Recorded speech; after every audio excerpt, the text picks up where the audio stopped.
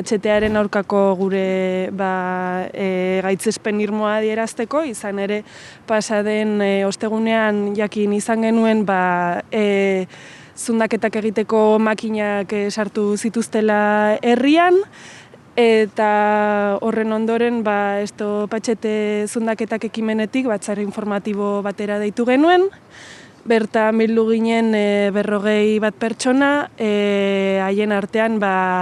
Arakilgo alkatea eta hark esan zuen, Izurdiagako kontsejua barne hartzen duena,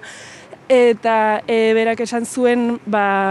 zundaketak egiteko enpresak eskaerarik ez zuela sartu udalean, beraz udalaren gainetik pasa zela enpresa, eta hori ere gaitzesteko bildu gara gaur hemen, berez makinak etortzekoak ziren gaur ere, eta horren aurka gure asmoa adierazteko bildu gara, izan ere Arakilen eta baita Sakana osoan oro har HTaren kontrako gaitzespena orokorra da, eta irmoa gainera. Eta esan ere, Izurdiagan ez ezik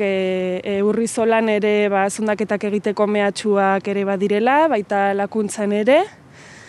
Eta esan ere, protokoloa, zundaketen aurkako protokoloa ere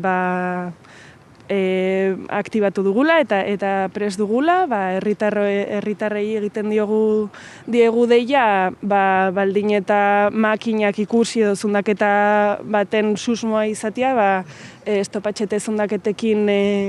kontaktuan jartzeko eta baita udalarekin ere, bertako udalarekin ere.